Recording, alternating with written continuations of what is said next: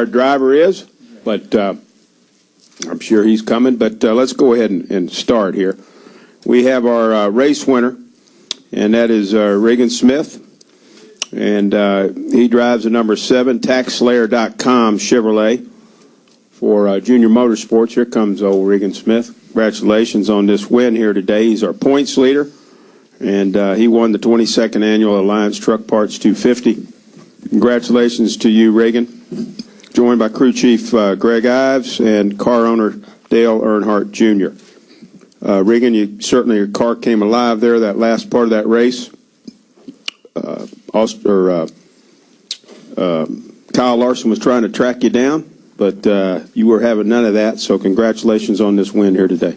Yeah, thank you. It definitely going to enjoy this one. I know it's one of Greg's home tracks. He's from Michigan, so excited about that. And it seemed like once we got the car out front, it really came to life. It was kind of surprising in qualifying a little bit. We thought we were going to be way better than that, and we're scratching our head a little bit after that, and weren't too sure what happened, but knew we had a good race car still, and it was a situation where Greg made some really good adjustments, made some great pit calls to get us the track position, get us up front. We caught a little bit of a break with a timely caution there, which helped our track position to play out the way we needed it to. And once it was up there, then it was a situation of holding off the 32. Kyle had a fast car, and I had watched him earlier in the race. I knew that he was getting real tight behind other guys, and the guys he was getting tight behind didn't have as good of a car as we did. So I felt confident that even though he was drafting up on us a little bit there, he wasn't going to get much closer than that 5 car lengths gap, and just tried to break the air occasionally just to keep him honest about it. And things worked out good, worked out in our favor. So. Proud of this whole team. This whole organization has really worked their butts off. This was I think this was a brand new car, right?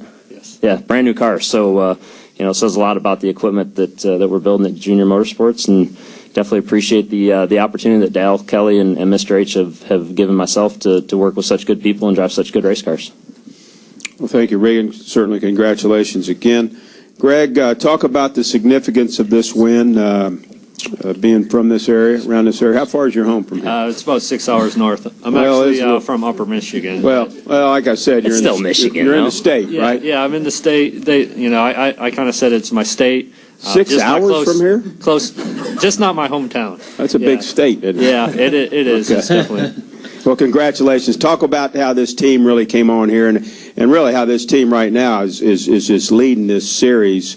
Doing a terrific job on the way trying to win this nationwide championship. Yeah, I mean, it kind of was a frustrating weekend, actually. Coming in, we knew that the tires weren't going to fall off a lot, so I kind of had some plans to, try to get better.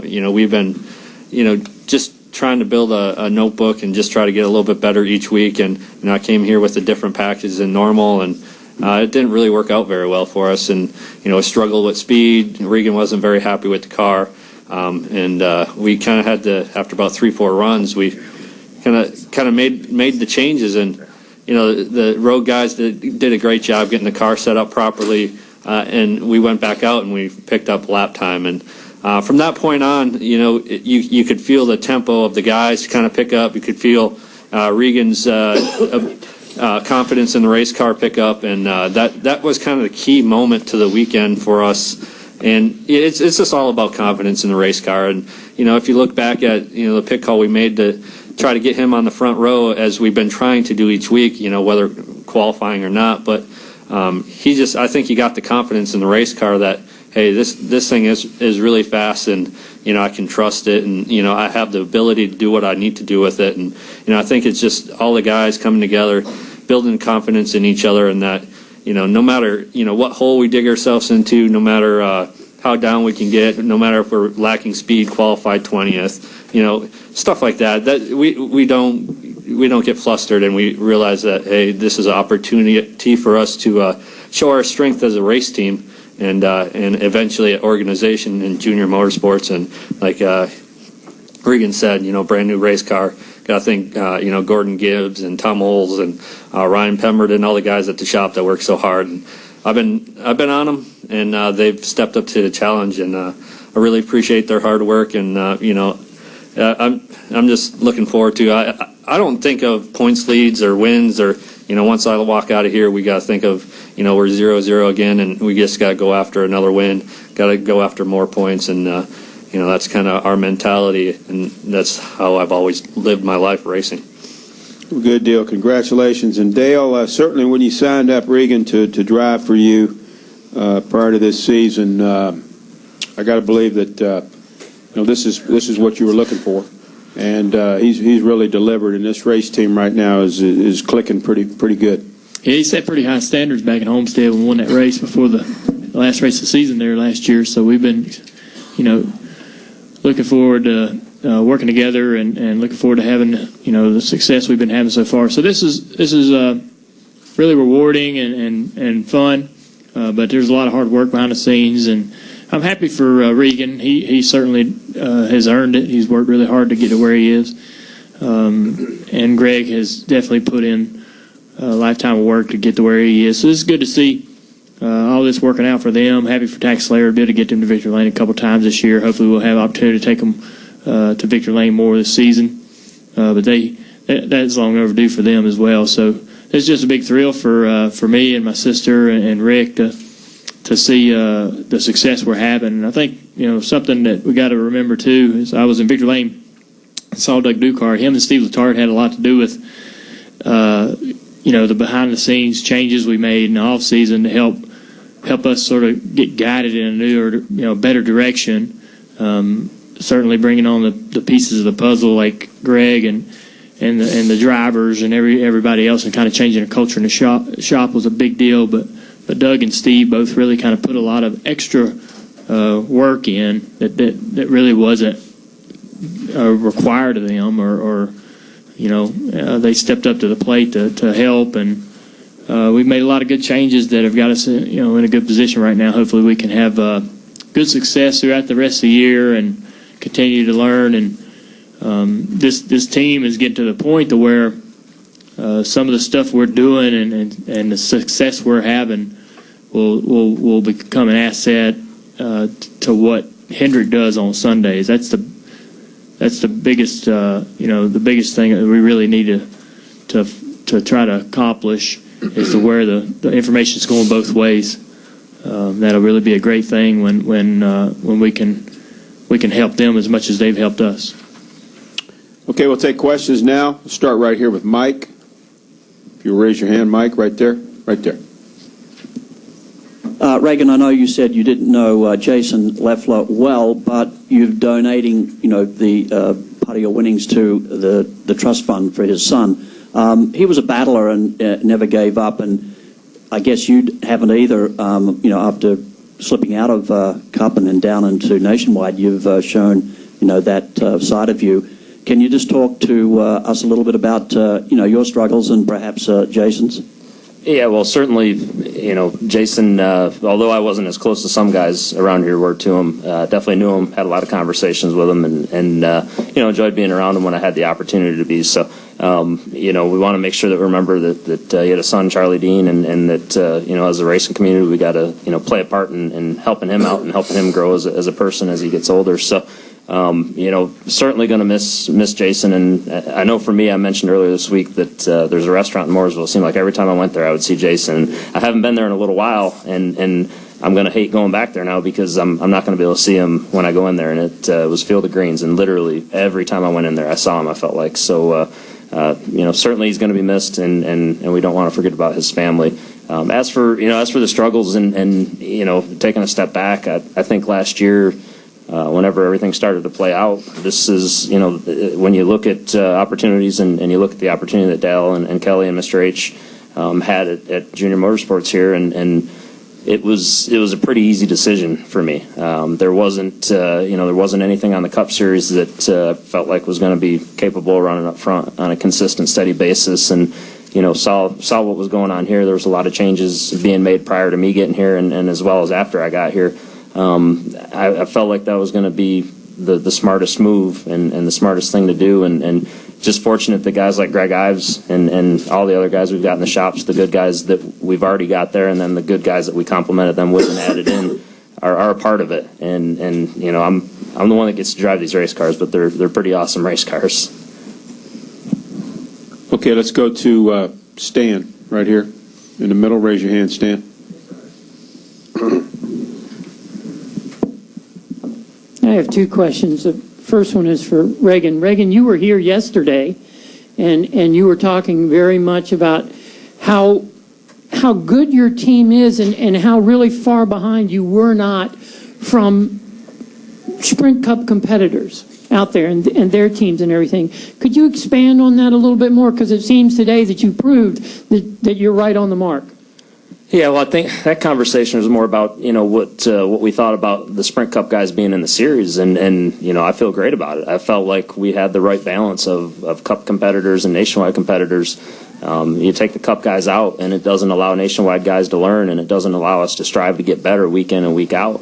And, that's the ultimate goal is to always get better. So when guys like Kyle are in the field and some of the other Cup guys, Joey and on down the list, it makes everybody perform at a higher level, and that's what we want to do. That's what the goal is. So, I'm glad that they're there and glad that we beat them all today. Okay, and for Dale, a little bit personal maybe, but you saw your father in his years when we did not stand up and talk about drivers who unfortunately had lost their lives.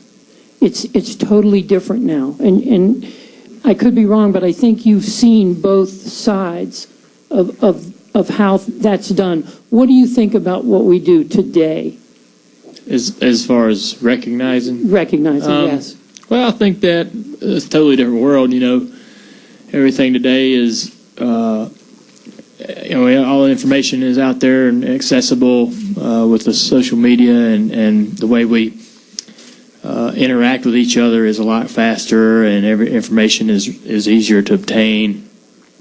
So I think that that's changed the way we communicate as individuals, and so nobody has, it's not as uncomfortable or awkward to really speak about some subjects and recognize some situations, and specifically when it comes to recognizing, people we've lost, or it comes a lot easier, and I think it's a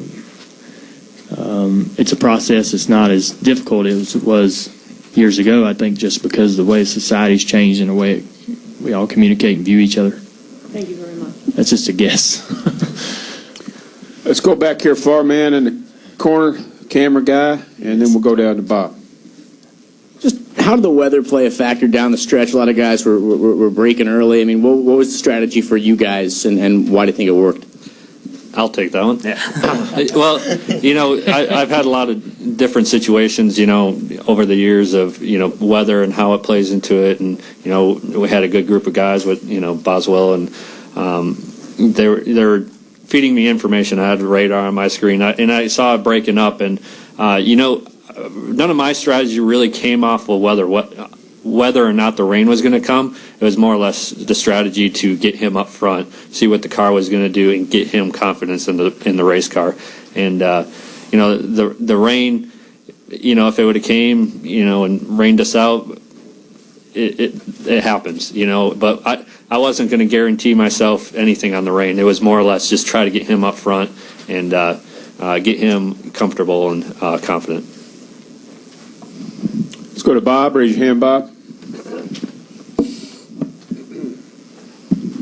I have a couple of questions. First for Regan. After you won at Talladega, you took the lead in the points, and then it's been kind of had like 7th place finish, 9th place finish, 10th place finish, but you've been building on that points lead. Have you been feeling good after those races, or have you...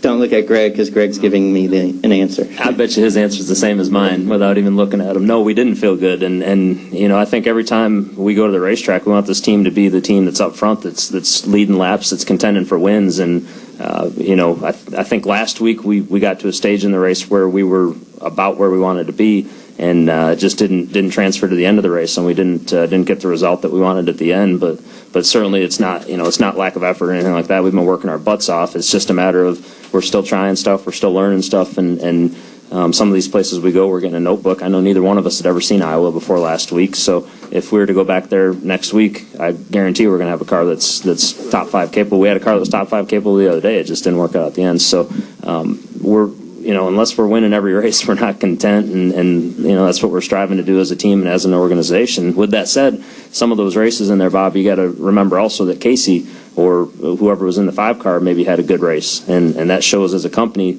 where we're at and what we're doing. I think any one of those that maybe we didn't have the day we wanted, he did, and it was it was good to see that across the board we've got speed. And for Dale, this happened yesterday afternoon after you came in, but I don't even know if you heard, but the U.S. House of Representatives voted to keep military sponsorships of sports teams, and I was curious, kind of just, I don't know whether you worry about it anymore or kind of your reaction. Well, last year we were able to put together some some figures and numbers that were could stand behind our argument. But our comments are that National Guard recruiting is as strong as it's ever been, and we feel like that the money that they spend in our program and how effective we are is important to that and has a direct effect on that. So I think people are starting to see that now. We in her doing and that everybody that's been opposed to that doing what they've done over the last couple of years, they've brought the argument to the surface to where we've had to really come up with some numbers and figures that stand for what we believe, and that's really helped our argument. Pete Pistone from MotorRacingNetwork.com and NASCAR, SiriusXM NASCAR. For Regan and Greg, Dale and Letarte talk about their communication and the connection that they have on the Cup side. What's working for you guys? How would you describe the way you guys are working together, both of you? I'll talk this first one. I think it starts out, I think we kind of read each other a little bit better starting out. Regan has his days of mental toughness that I got to get him through, and I have my days of mental toughness that he got to pick me up. So, it just kind of works together, and when there's situations of disarray on the radio or disarray on the racetrack, we have to figure out who's going to be the calm one. And, there's times, that I have to be it, and there's times that, he has to be it. So I think it's just knowing that balance of how we have to work together, understand, who has to be the bigger person at that certain situation. And, for me, I feel like, just being the calm one, the steady one, and just being even keel, whether we're winning races, whether we're qualifying or finishing 10th, we just got to stay the course, be steady, be confident that we're going to, figure something out, or be, humble when we do win a race. So it's just that certain thing that I think we found that clicked right away. And, I don't think it's perfect yet. I don't think it's something that we can say we don't need to work on, but, each week, we find something that helps each other out. Yeah, I think Greg answered it well, and it's a situation where I've got a ton of respect for him and what he can do with a race car, and when he changes something or when he says this is how it's going to be, I don't worry about it as a driver. I know that that's factual, and I know that that's how it's going to be, and I go out there and it always is. So that's something builds as time goes on. Fortunately for us, I think it was fairly good from the start, and it's only gotten better. I can promise you that usually the one that's having to be calmed down is me. Because he's about the same as he is up here. I don't know that I've ever seen Greg too excited about anything, but from a standpoint of getting mad or wound up, on the inside. Okay, well, you do a good job of not showing it. So, so he keeps me calm at times in the car when I need to be kept calm, and there's tons of examples of that. I'm sure people have heard. So, and outside of that, even situations like today, we didn't qualify like we wanted to. We were kind of scratching our heads because we knew what we anticipated running, and we didn't run it.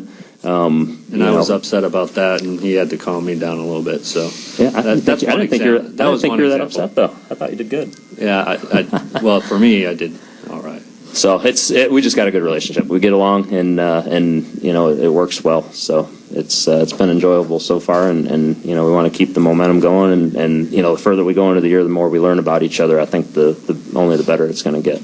Dale, have you seen growth from these guys?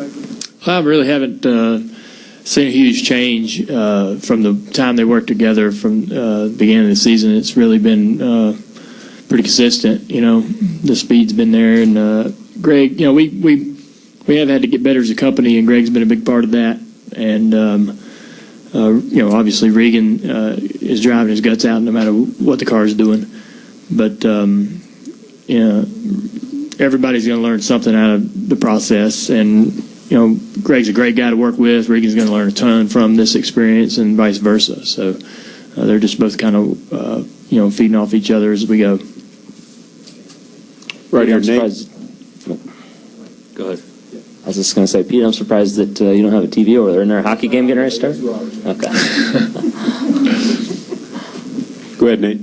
Nate Ryan, USA Today. For Dale, Regan now has 3 wins and 14 starts for you. So I'm sure now it seems like it was an easy pick. But I know there have been a lot of drivers that you've had that didn't work out for your team. And I'm sure it was probably, even though you felt good about Regan, it was probably nerve-wracking when you and Kelly made that decision. And also it was a different direction than you guys have gone with other drivers. So do you just sort of feel, I guess, how does it feel? Does it feel nice to just have everything just sort of validated by that move? Yeah, actually, I don't even know if Regan knows this, but Regan had kind of been at the top of my list for a couple of years. We've been, typically we've had some options to fill a seat, once a year for the last 3 or 4 years, and Regan's always been on the table in conversation.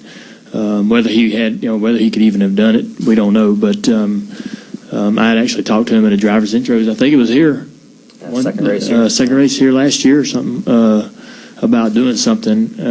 So we were kind of thinking even before he drove our car at the end of the season on the Cup side. So, I knew he had some really good skills and just was in a place where it was difficult for that to shine through, and it was difficult to really see what he was capable of doing. And I think as a company, though, that we've actually batted pretty good percentage on tapping into good talent. And at the same time, man, some of the times when we've got good guys, we don't have good cars. I think when we worked with Eric Amarola, we really didn't have everything where we needed it as a company to see exactly what we would have been capable of doing with him. So I mean, it kind of comes and goes. The cars come and go, and the communication and chemistry between the team members themselves, drivers and crew chiefs, come and go. But right now, it's all working. It's as good, I think, as it's ever been, for sure, and it has great potential to succeed our biggest expectations. Obviously, with the points lead, we're really excited about our opportunities this year to see about winning a championship. But a lot of racing left. But it's as good as it's ever been, for sure. Any additional questions? Over here to Mike. We'll finish up. Just one for Greg. Whereabouts in UP? I'm from Bark River, Michigan, which is about 30 minutes west of Escanaba. Bark River, yeah. Does anybody know where either one of those places are? Is that an Eskimo in there? Eskimo? Well, Escanaba Eskimos are, yeah, that's the mascot for the Escanaba Eskimos. So they're, everybody landed in Iowa, they're like, man, this is kind of desolate and not a lot. I was like, yeah. Take this and spread out a few more houses. Go on the dirt road at the end of it. That's where I live. So, well, congratulations to this race team, and continued best of success the rest of the year. Cool. Thank you, guys. Thanks for being here, Al. Thank you. Good luck tomorrow.